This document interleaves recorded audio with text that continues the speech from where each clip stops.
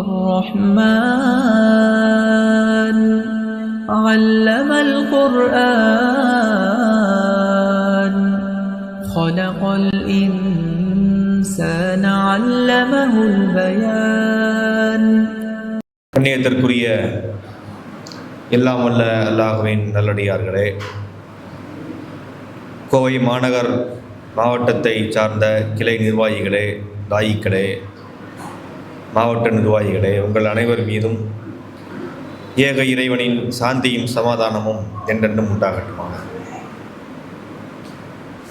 அன்னலார் வழியில் அசத்தியத்தை அழித்தொழிப்போம் என்கின்ற தலைப்பிலே சில செய்திகளை சுருக்கமாக நாம் அறிந்து கொள்ள இருக்கின்றோம். நபிகள் நாயகம் ஸல்லல்லாஹு அலைஹி வஸல்லம் அவர்கள் இறுதி தூதராக அனுப்பப்பட்டவர்கள். மக்காவிலே பிறந்தவர்கள். தன்னுடைய 40வது வயதிலே நபித்துவம் பெற்றவர்கள்.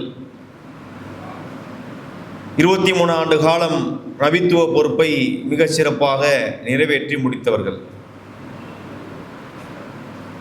மக்காவிலே நபிகள் நாயகம் ஸல்லல்லாஹு அலைஹி வஸல்லம் அவர்கள் நபித்துவம் பெற்ற அந்த காலகட்டம் என்பது அசத்தியம் என்பது மிகைத்திருந்த காலம். இறைவனுக்காக எழுப்பப்பட்ட ஆலயங்களில் முதலாவது ஆலயமாக இருக்கின்ற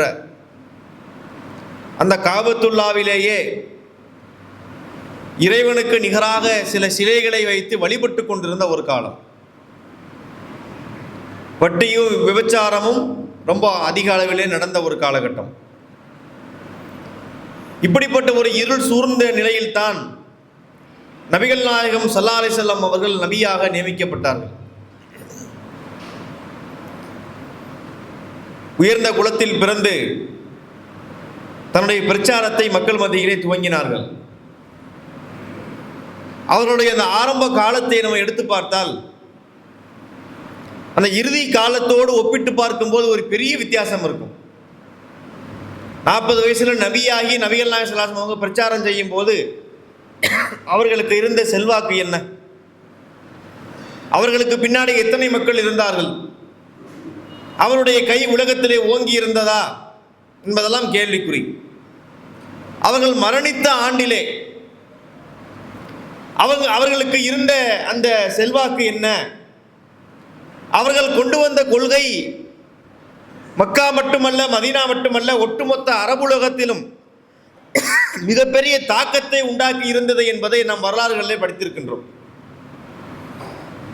இந்த 23 ஆண்டு காலத்திலே அவர்கள் என்ன செய்தார்கள்? அதாவது ஒரு ஊரை திருத்துவதாக இருந்தால் அது கலாச்சார அடிப்படையிலே ஒரு மாற்றம் ஏற்பட்டு திருந்துவது என்பது வேறு. இப்ப இன்றைய காலம் என்பது வேறு, ஒரு 10 வருஷத்துக்கு முன்னாடி இருந்த காலங்கிறது வேற. ஒரு 20 ஆண்டுகளுக்கு முன்னாடி பார்த்தீங்கன்னா இளைஞர்கள்லாம் எங்க இருப்பாங்க? சனி ஞாயிறு ஆயிடுச்சுன்னா கிரவுண்டில் பார்க்கலாம். நீங்க எல்லா பசங்களும் வரிசையா சிக்க கொண்டிருப்பான். நம்மளே விளையாண்டுட்டு இருப்போம். பார்த்தீங்கன்னா ஒரு சின்ன மைதானத்துக்குள்ளே 20-30 அணிகள் கிரிக்கெட் விளையாண்டுட்டு இருப்பாங்க. இன்றைய சூழ்நிலை என்ன அப்படி நீங்க பார்க்க முடியாது. ஏன்னா எல்லா விளையாட்டுகளையும் இப்போ செல்போனில் விளையாடுறான். இது கலாச்சாரத்திலே, அதாவது ஒரு சித்தாந்தத்தில் ஏற்பட்ட மாற்றம் அல்ல, உலகம் அதை நோக்கி மாறிக்கிட்டு இருக்கு என்பதால் ஏற்பட்ட மாற்றம். ஆனால் நபிகள் நாயகம் ஸல்லல்லாஹு அலைஹி வஸல்லம் அவர்கள் ஏற்படுத்திய அந்த மாற்றம் ஒரு கலாச்சார மாற்றம் அல்ல, அது ஒரு கொள்கை மாற்றம்.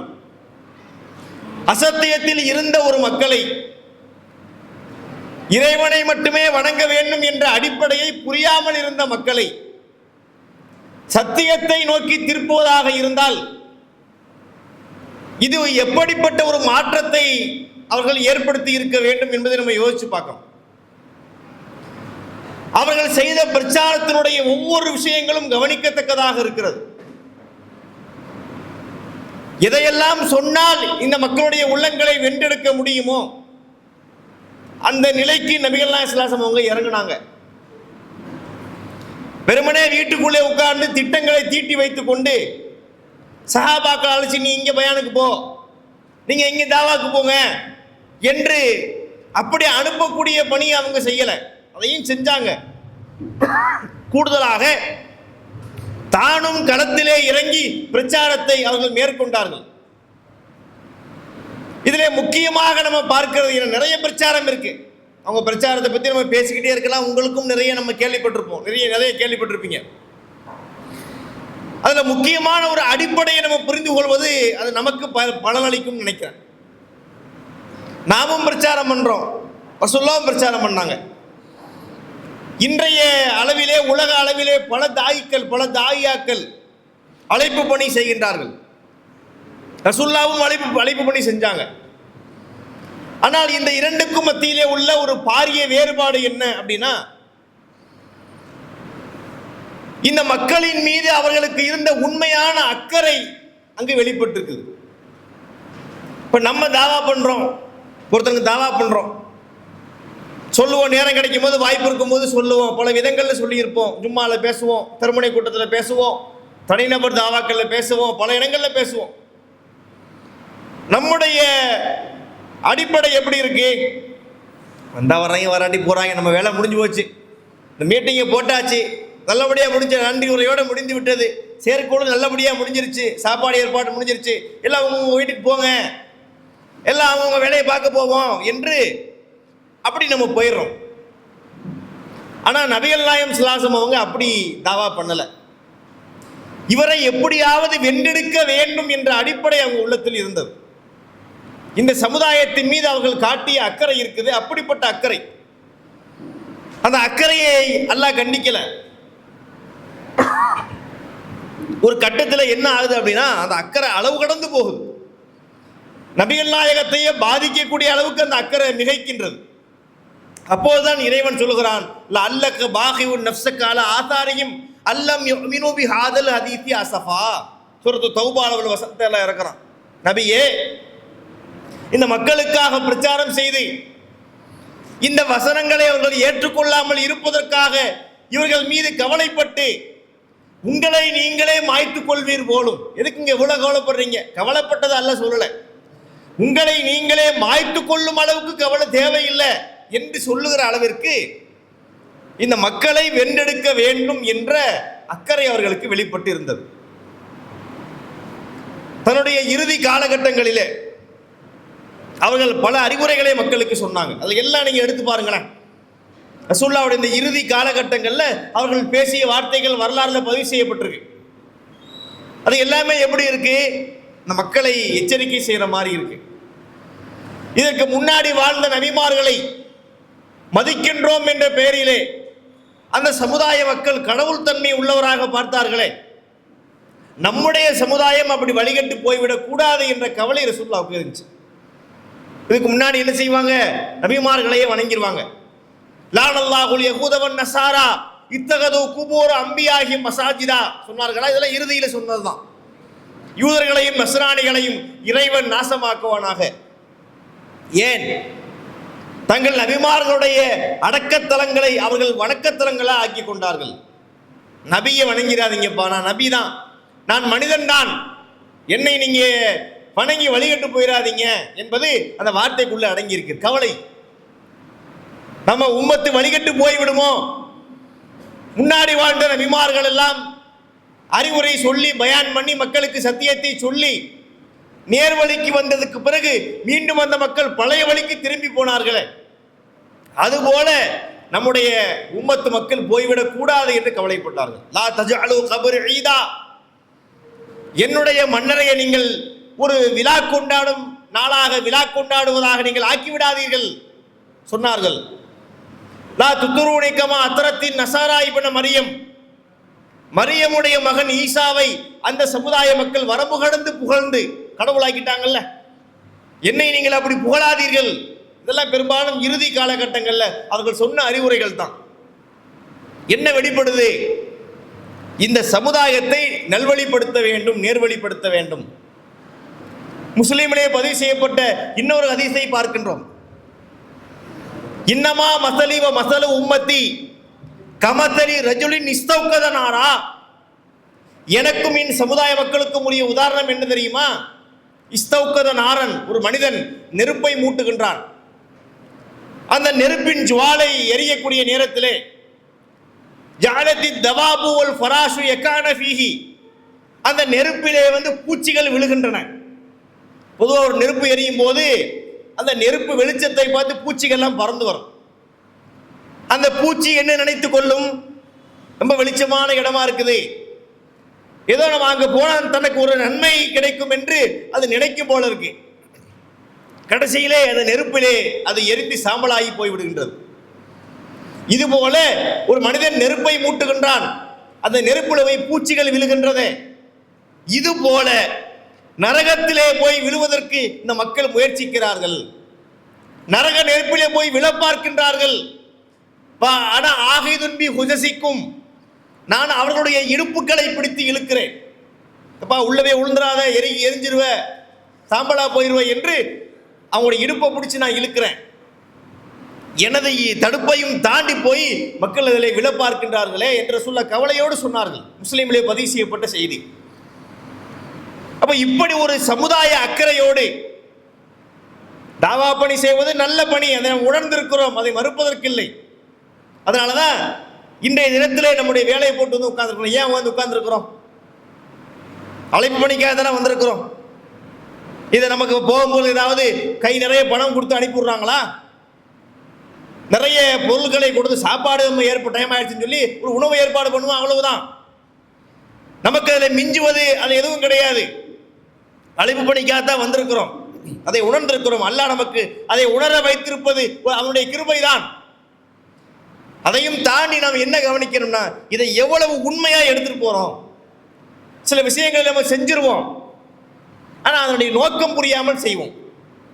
அதில் ஒரு திருந்த செய்ய மாட்டோம், உரிய முறைப்படி செய்ய மாட்டோம்.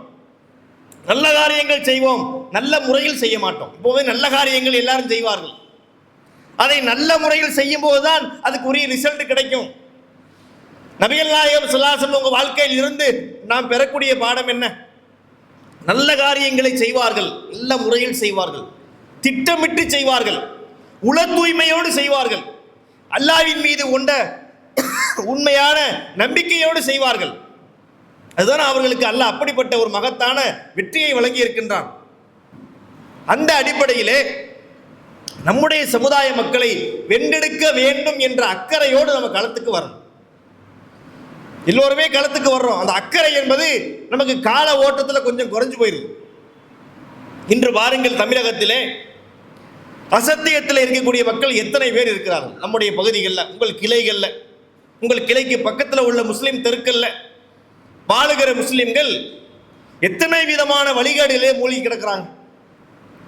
இஸ்லாத்துடைய அடிப்படை கொள்கையாக இருக்கின்ற கலிமத்து தௌஹீத், இறைவன் ஒருவனே என்ற அடிப்படையை கூட புரிந்து கொள்ளாமல் இணை வைப்பிலே இன்று மூழ்கி கிடக்கின்றார்களா இல்லையா?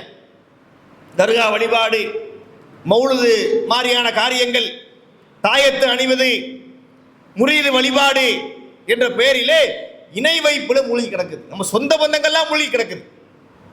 அப்ப நம்முடைய சொந்த பந்தங்கள் மூழ்கி கிடக்கின்றார்கள் என்று சொன்னால் அவர்களை மீட்டெடுக்க வேண்டிய ஒரு பொறுப்பு நமக்கு இருக்கா இல்லையா? மற்றவங்க எல்லாம் சொல்லுவாங்க, வாய்ப்பு இருக்கு இருந்தா சொல்லுவாங்க, அதில் உள்ள கூடுதல் பொறுப்பு நமக்கு இருப்பதை நம்ம உணர வேண்டாமா? குடும்பத்தாரின் மீது உண்மையான அக்கறை நாம் வெளிப்படுத்த வேண்டாமா? நம்முடைய குடும்பத்தை எடுங்க. இப்ப தமிழ்நாட்டில் தௌஹீத்வாதிகள் இருக்கின்றார்கள், தௌஹீத் ஜமாத்து நிர்வாகிகள் இருக்கின்றார்கள். கிளையிலே, மாவட்டத்திலே, மாநிலத்திலே பல கட்டங்களில் நிர்வாகிகள் இருப்பார்கள். இந்த எல்லா நிர்வாகிகளுடைய குடும்பத்திலும் இன்றைக்கு மார்க்கத்தை பின்பற்றுறாங்கன்னு சொல்ல முடியுமா? ஏகத்துவ அடிப்படையில் வாழுகின்ற ஒரு நிர்வாகிகளுடைய குடும்பத்திலே கூட ஒரு இணை வைப்பாளர் இருக்கலாம், இஸ்லாத்திற்கு புறம்பான ஒரு நடத்தை கொண்டவர் இருக்கலாம். அதையெல்லாம் ஒரு அக்கறையோடு நாம் அவர்களுக்கு புரிய வைக்க வேண்டுமா இல்லையா? இப்ராஹிம் நபியினுடைய வாழ்க்கை நமக்கு ஒரு பாடங்க. இப்ராஹிம் அலைஹிஸ்ஸலாம் அவர்கள் தன்னுடைய குடும்பத்தாரை எப்படி அணுகுனாங்கன்னு பார்க்கணும்.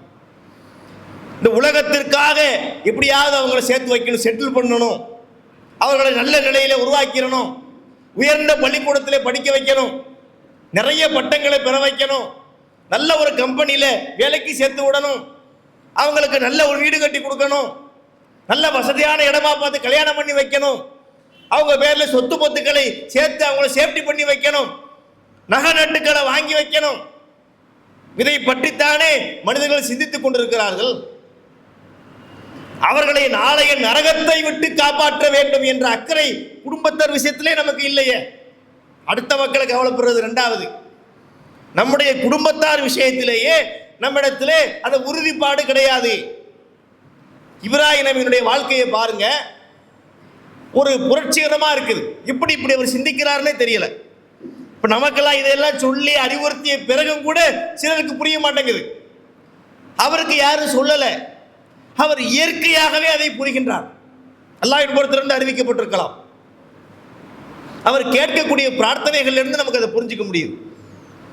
தன்னுடைய குடும்பத்துக்காக துவா செய்யும் போது சேர்த்துக்குவார் குடும்பத்தை. மக்காவில் போய் குடியமர்த்துறாங்க தன்னுடைய மனைவியை. ஆள் நடமாட்டம் இல்லாத பகுதி, அங்க ஒரு ஊரை உருவாக்கணும், தன்னுடைய ஆலயத்தை கட்டி எழுப்பணும்னு அல்லாஹ்வுக்கு ஒரு நோக்கம் இருக்கு. அதுக்காக வேண்டி குடும்பத்தை ஷிஃப்ட் பண்ண சொல்றான் இறைவன். குடும்பத்தை போய் அவர்கள் அங்கே தங்க வைக்கிறாங்க. தங்க வச்சுட்டு அங்கிருந்து விரிந்த சம்பவம் நம்ம உள்ள போல. அங்கிருந்து திரும்புறாங்க இப்ராஹிம் அலைஹிஸ்ஸலாம். ஒரு இடத்துல நின்று கொண்டு அவங்க அல்லாஹ்விடத்தில் துவா செய்கிறாங்க. நிறைய துவாக்கள் திருமறை குர்ஆனிலே படிக்கலாம். வரிசையா நிறைய துவாக்கள் அவங்க பண்றாங்க. அதில் ரெண்டு விஷயம் கவனிக்கத்தக்க விஷயம் இருக்கு. ஒன்று என்ன? ரப்பி ஜஅல்னி முகீமஸ் ஸலாத்தி வ மின் துர்ரியத்தி. இறைவா, என்னையும் என் வழித்தோன்றல்களையும் உன்னை தொழக்கூடிய மக்களாக நீ ஆக்கு. இந்த வார்த்தை கவனிக்கப்பட வேண்டிய ஒரு வார்த்தை. இன்னைக்கு நாம் தொழுகையை கடைபிடிக்கிறோமா என்பது கேள்விக்குறி. அல்லது நம்ம தொழுகையை கடைபிடித்தாலும் குடும்பத்தாருக்கா துவா செய்வோமா? யாரெல்லாம் என்னுடைய மனைவி தொழக்கூடிய பெண்ணா இருக்கணும், எங்க அம்மா தொழக்கூடிய தாயா இருக்கணும், எங்க அத்தா தொழுகையை பேணக்கூடியவரா இருக்கணும், என்னுடைய பிள்ளைகள் தொழுகையை பேணக்கூடியவங்களா இருக்கணும், என்னுடைய பேர பிள்ளைகள் தொழுகையை பேணக்கூடியவங்களா இருக்கணும்னு துவா செய்வோமா? நமக்கு செய்வதற்கே இன்னைக்கு நமக்கு நேரம் இல்லை. நம்முடைய பிரார்த்தனைகள் எல்லாமே காசு சம்பந்தப்பட்ட பிரார்த்தனைகள் தான் இன்னைக்கு நம்ம செய்யணும். உண்மையா இல்லையா? எல்லாம் கடங்காரன் வந்து நிற்கிறான், ரொம்ப கஷ்டமா இருக்குது, வெயில் காலம் ஆயிடுச்சு, ஒரு ஏசி போடலாம் நானும் பார்க்குறேன், கொஞ்சம் பணம் தேவைப்படுது, ஏதாவது உன்னுடைய புறத்திலிருந்து செல்வத்தை கொடு. நான் கேட்பது பிழை என்று சொல்லவில்லை, நம்ம அல்லாட்ட தான் கேட்கணும், அதை மட்டுமே கேட்கக்கூடாது. பெண்கள் கேட்கின்ற துவா எப்படி இருக்கும்? யாரெல்லாம் ரொம்ப காலமாக கவரிங் செயினை போட்டுக்கிட்டு தெரியுறேன், ஒரு கல்யாண காட்சிக்கு போக முடியல, நல்ல ஒரு 916ல் ஒரு முக்கோணம் ஹால்மார்க்கில் ஒரு அந்த மாதிரியான ஒரு நகையை கொடுண்டு பெண்கள் கேட்பார்கள். கேட்பதெல்லாம் அல்லாட்ட தான் நம்ம கேட்கணும், இவ்வளவு நாள் அல்லாட்ட கேட்கலாம். ஆனால் இந்த செல்வங்களை மட்டுமே கேட்டுக்கொண்டு இருப்பது அதுக்கு தான் அல்லாஹ்வா நமக்கு? இப்ராஹிம் நபி கேட்ட பிரார்த்தனைகள் என்ன இருக்கு? என்னையும் என் பிள்ளைன்னு நிறுத்தலை, என் பேர பிள்ளைன்னு நிறுத்தலை, வழித்தோன்றல்கள் என்ற வார்த்தையை சேர்க்கிறாங்க. இதாங்க அந்த அக்கறையினுடைய உச்சம் இதுதான்.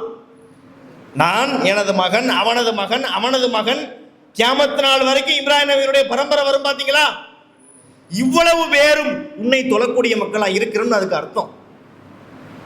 எவ்வளவு புரட்சிகரமான, எவ்வளவு ஒரு விரிந்த சிந்தனை அவருக்கு இருந்துச்சு நம்ம பார்க்கிறோம். அதிலே வருது அஸ்லாம், என்னையும் எனது வழித்தோன்றல்களையும் சிலைகளை வணங்குவதை விட்டும் நீ தடுத்து விடு. இப்போ நான் உன்னை வணங்குறேன், நான் சிலையெல்லாம் வணங்க மாட்டேன், அல்லாஹ்வையே உன்னைத்தான் வணங்குவேன், அதோடு நிறுத்தலை. என் பிள்ளை, அவர் பிள்ளை, அவர் பிள்ளை, எத்தனை பிள்ளை பிறந்தாலும் அவர்கள் உன்னை வணங்கக்கூடியவங்களா இருக்கணும்.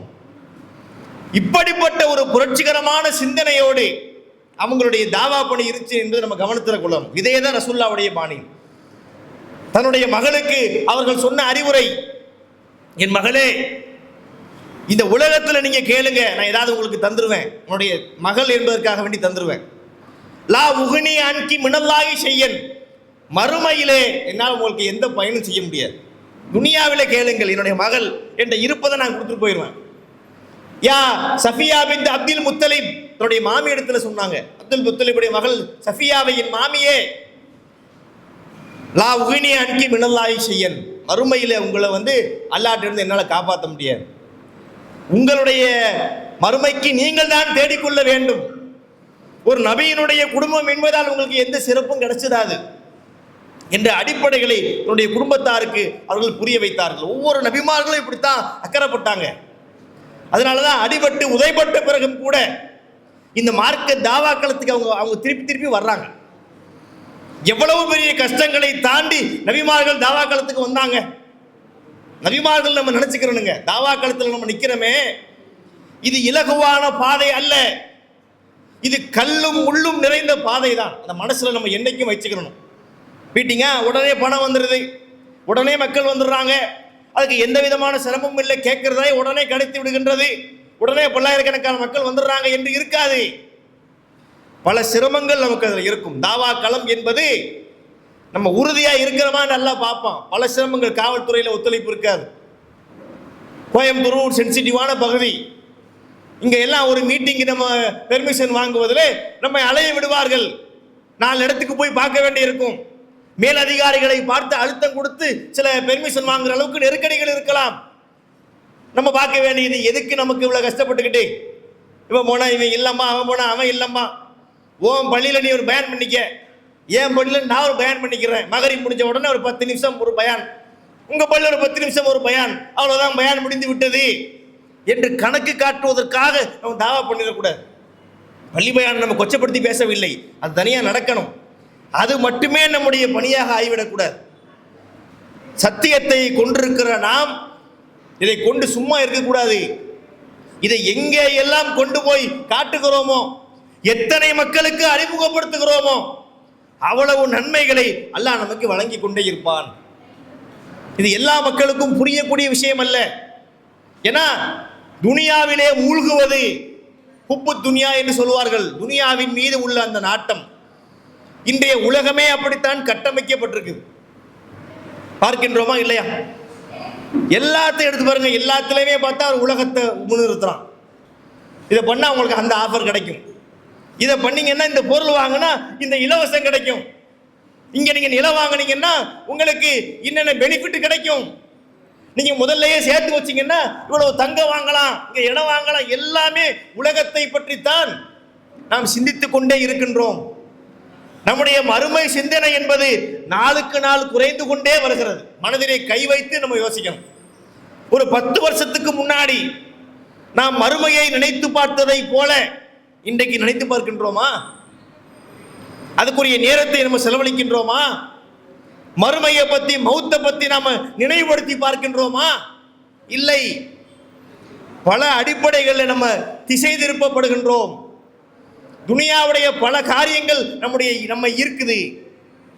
சில பேரை நம்ம பார்க்கிறோம், சில மாவட்டங்களை சந்திப்பதுண்டு. சில மாவட்டங்கள், சில கிளைகள் போவோம். அந்த மாவட்டத்தில் சொல்லுவாங்க, பேர்லாம் சொல்ல முடியாது, அது நல்லா இருக்காதுல்ல. ஊர் பேர், இந்த ஆள், இந்த நபர், இந்த கிளைன்னு சொல்லி அட்ரஸ் பண்ண முடியாது. உங்களுடைய குறையை நம்ம வெளியே சொல்ல மாட்டோம். கேட்டால் அது ஒரு ஊரில் சொல்லிட்டு போயிடுவோம், அதான் கண்ணியமாக இருக்கும். ஒரு ஊருக்கு நம்ம போவோம், அங்கே தாவா பணி இல்லைங்க, பணிகளே இல்லை. அப்போ நிர்வாகிகளை கூப்பிடுங்க பேசுவோம். அந்த நிர்வாகி வருவார், என்னங்க நீங்கள் தாவா பணிகள்லாம் கொஞ்சம் கம்மியாக இருக்குதே, முன்னாடி நிறைய பண்ணியிருக்கீங்க, முதல்ல விசாரிச்சிருவோம், செக்லிஸ்ட் போட்டுருவோம். எத்தனை மீட்டிங் நடத்துனீங்க, தெருமுனை கூட்டம், பொதுக்கூட்டம், எல்லாத்தையும் லிஸ்ட் எடுத்து வச்சுட்டு தான் பேச ஆரம்பிப்போமே.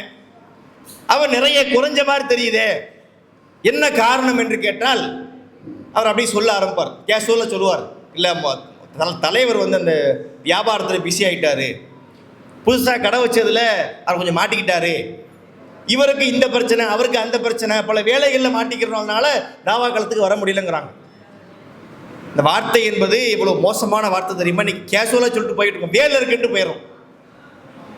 அதாவதுங்க, உலகத்திலே செல்வத்தை பெருக்கிக் கொள்வதற்கு நம்ம வேலை செய்யணும்.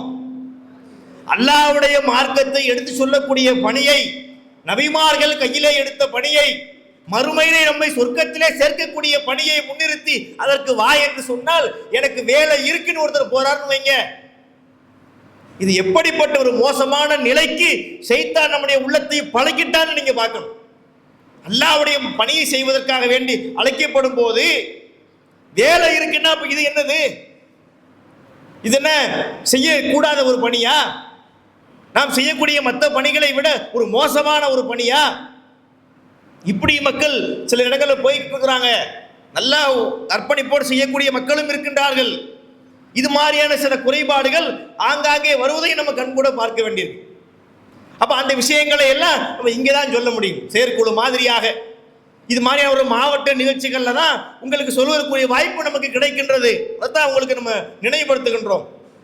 அப்ப இந்த பணியை, தாவா பணியை நம்ம செய்யக்கூடிய நேரத்திலே நான் சொன்ன அடிப்படை நிறைய பேசலாம். நான் சொன்ன சின்ன அடிப்படைகளை மாத்திரம் நீங்கள் கவனத்தில் கொள்ளுங்கள். இந்த பணியை அக்கறையோடு நாம் எடுத்து வைக்கிறோமா? இந்த பகுதியில் பார்க்குறோம், நம்ம தெருவில், இந்த தெருவில் ஒரு 100 வீடு இருக்கு. பூரா தர்காவுக்கு போகிற மக்களாக இருக்கிறாங்க. இங்கே ஒரு வருஷம் நம்ம டார்கெட் வச்சுக்குவோம். நேர்வழி கொடுப்பது அல்லாஹ்வுடைய வேலை. ஆனால் ஒரு 10 பேரையாவது ஒரு ஆண்டுக்குள்ளே நம்ம வென்றெடுப்பதற்கு முயற்சிக்க வேண்டும். அடிக்கடி கூட்டம் போடுறது, தெருமுனை கூட்டங்கள் போடுறது, மெகாபோன் பிரச்சாரம் பண்றது, அவரை தனித்தனியாக சந்தித்து மார்க்க பிரச்சாரம் செய்வது, அவரை பள்ளிக்கு அழைத்து வருவது, இது மாதிரி வேலைகளை எல்லாம் நம்ம செஞ்சோம்னா எங்கேயோ போயிருமே தாவா பணி. ஒரு காலத்துல எல்லாம் பார்த்தோம் சொன்னால் நம்முடைய பள்ளிகளுக்கு சில புதிய மக்கள் வருவார்கள். நம்ம பள்ளியா இருக்கும், நம்ம ஜமாத்தை சாராத ஒருத்தர் புதுசாக பள்ளிக்கு வருவார். டக்குன்னு அவரை ஸ்கெட்ச் போட்டு தூக்கிடுவாங்க. அவரை போய் பார்த்து எங்கே இருக்கிறீங்க, என்ன பண்ணுறீங்க, உங்களுடைய சூழல் என்ன, இங்கே இந்த பள்ளிக்கு நீங்கள் எப்படி வர்றீங்க எல்லாம் கேட்டு அவர்கிட்ட தாவா பண்ணி அவரை நாளைக்கு பார்த்தா ஒரு வருஷத்தில் அவர் கிளை தலைவர் ஆயிடுவார், செயலாளர் ஆயிடுவார். அப்படியாக பின்பற்றிய காலமெல்லாம் இருந்துச்சு. இன்னைக்கு நிலை என்ன? சலாம் கொடுத்து முடிச்ச உடனே புள்ளிமான்கள் துள்ளி ஓடுவதை போல எங்க தான் பறக்குறாங்கன்னு தெரியவில்லை. சலா கொடுத்தது அடுத்த செகண்டு கிக்கர் ஸ்டார்ட் அடிச்சு வண்டி பறந்துருது. போய் என்ன மற்ற துனியாவில போய் மூழ்க ஆரம்பிக்கிறது. அப்ப இது மாதிரி நிலையில நம்ம மாத்தணுங்க. நம்முடைய வாழ்க்கையிலே அழைப்பு பணி என்பது ரொம்ப பிரதானம். இதை இல்லை எல்லாராலையும் உணர முடியாது. மார்க்கத்தை படித்தவன் கூட இன்னைக்கு அதில் சோட போய் விட்டார்கள். பார்க்கின்றோமா இல்லையா? மார்க்கத்தை படித்தவர்கள், மார்க்க மதரசாவிலே இந்த கல்வியை எல்லாம் பெற்றவர்கள், அவர்கள் கூட இன்று அந்த களத்திற்கு ஒழுங்கா வராமல் இருக்கிறான். ஆனால் நம்ம எல்லாம் பல பேர், நம்ம ஜமாத்தில் பல பேர் அந்த கல்வியெல்லாம் படிக்கல. ஆனாலும் அழைப்பு படினா என்ன நமக்கு தெரியும். அதுக்கு உரிய தயாரிப்புகளோடு நம்ம இருக்கின்றோம். எல்லா விதமான செயல்பாடு அடிப்படைகளை புரிந்து வைத்திருக்கின்றோம். ஒவ்வொரு செயல் திட்டங்கள் மூலமாக மக்கள் மத்தியில் சத்தியத்தை கொண்டு போய் சேர்க்கின்றோம். இந்த செயல் திட்டத்தை எடுத்துக்கோங்க, எவ்வளோ அழகான ஒரு செயல் திட்டம். அண்ணல் நபியே அழகிய முன்மாதிரி. நபிகள் நாயகத்தை போல ஒரு முன்மாதிரி இருக்க முடியுமா? ஒரு வாழ்க்கையிலே ஒருத்தன் ஒரு விஷயத்துல சரியா இருக்கலாம், ஒரு முன்மாதிரி இருக்கலாம், ஒரு அடிப்படை இந்த விஷயத்துல இதுக்கு முன்மாதிரின்னு சொல்லலாம். எல்லாவற்றுக்கும் முன்மாதிரின்னு சொல்ல முடியுமா? நல்ல முன்மாதிரிகள் மனுஷன்ட்ட மட்டும் இல்லை, ஜீவராசிகள்கிட்ட கூட இருக்கு. அன்றைய காலத்து கவிஞர்கள்லாம் படிப்பார்கள். கோழியை பாரு காலையில் விழிக்கும், குருவியை பாரு சோம்பலை பழிக்கும், காக்கையை பாரு கூடி பிரிக்கும், நம்மையும் பாரு நாடே சிரிக்கும்னு ஒரு கவிதை படிப்பான். இதில் என்ன சொல்ல வர்றான்? அந்த ஜீவராசி உள்ள நல்ல பண்புகளை சொல்றான், முன்மாதிரியை சொல்றான். கோழி பாருப்பா காலையில் முடிச்சிருதுப்பா, சேவல் என்ன பண்ணுது, அது சுறுசுறுப்பா இருக்கு. அப்ப இந்த மாதிரி நம்மளும் இருக்கணும் அப்படிம்பாங்க. நம்ம வீட்டில் பார்த்தீங்கன்னா பூனை வளர்ப்போம், அந்த பூனைகிட்ட கூட ஒரு முன்மாதிரி இருக்கு. அது என்ன? வீட்டில் இந்த பூனை வளர்க்குறவங்களுக்கு தெரியும். ஒரு மண்ணு கொட்டி வச்சிருப்பாங்க. இந்த பூனை என்ன பண்ணும்? அந்த மண்ணை பறித்து அதில் மலம் கழிச்சிட்டு மேலே மூடி வச்சுட்டு போகும். மனுஷன் கூட செய்ய மாட்டான். இன்னைக்கு மனுஷன் என்ன பண்ணுறான்? ஆங்காங்கே பிரமிடுகளை அமைச்சிட்டு கிளம்பிடுறான். இவன் அதை சுத்தமாக வைக்கணும். இந்த மனுஷனுக்கு கூட ஆறறிவு உள்ள மனுஷனுக்கு தோணலை. 5 அறிவு உள்ள பூனை என்ன பண்ணுது? அது அழகா குழி தோண்டி மலம் கழிச்சு மூடிட்டு டீசெண்டாக போகுது. நல்ல முன்மாதிரி தான். அதுக்காக வேண்டி பூனையை முன்மாதிரின்னு சொல்ல முடியுமா? அதே அடிப்படையில் தான் சில மனுஷர்கிட்ட சில நல்ல குணங்கள் இருக்கலாம், அவனை வாழ்க்கைக்கு உரிய அழகிய முன்மாதிரி என்று எடுத்துக்கொள்ள முடியாது. ஆனால் ரசூலுல்லாஹ்வுடைய வாழ்க்கையை நம்ம பார்த்தோம்னா அவரை முன்மாதிரின்னு நம்ம சொல்லலாம். ஏன்னா எல்லாவற்றிலும் சரியாக திகழ்ந்தவர். தந்தையாக, அதே போல சமுதாய தலைவராக, இறை தூதராக, நாட்டின் அதிபராக, நீதிபதியாக, உறவுக்காரராக, எல்லாவற்றிலுமே நபிகள் நாயகத்தை அடிச்சுக்க முடியாது. அப்படிப்பட்ட ஒரு அழகிய முன்மாதிரியாக இந்த நபி திகழ்ந்திருக்கின்றார். லக்கது கானலக்கும் ஃபி ரசூலில்லாஹி உஸ்வத்துன் ஹஸனா. இந்த அழகிய முன்மாதிரியுடைய வாழ்க்கை என்பது உலக மக்களால் கவனிக்கப்பட வேண்டும். இவர் பின்னாடி நம்ம போகணும். இன்று பார்த்தால் சினிமா கூத்தாடிகளுக்கு பின்னாடி ஒரு கூட்டம், அரசியல்வாதிகளுக்கு பின்னாடி ஒரு கூட்டம், எத்தனையோ விதமான வழிகாடுகளை நோக்கி இந்த சமுதாயம் சென்று கொண்டிருக்கின்றது. குப்பையை கிளறும் கோழி என்று சொல்லுவார்கள். குப்பையை கிளறும் கோழி பழமொழி உதாரணம் சொல்லுவாங்க. ஒரு கோழி போய் குப்பையை கிளறுது, அதுல தங்கம் வருது, வைரம் வருது, வைடூரியம் வருது. அந்த கோழி அதை எதையுமே எடுக்காது. அதை எதை எடுக்கும்? புழுக்களை, கொசுக்களை, கெட்டுப்போன உணவுகளைத்தான் அந்த கோழி சாப்பிடும்.